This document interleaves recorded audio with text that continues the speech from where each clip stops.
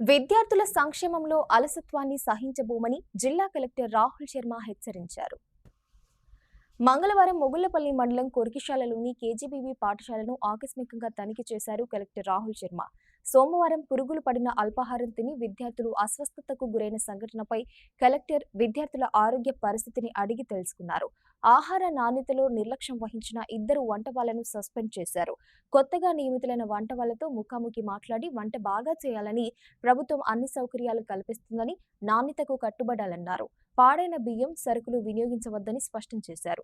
జిల్లాలోని 62 సంక్షేమ హాస్టళ్లలో విద్యార్థులు వారి సమస్యలను తెలియజేయడానికి వీలుగా ఫిర్యాదుల బాక్స్ ఏర్పాటు చేయనున్నట్లు కలెక్టర్ తెలిపారు.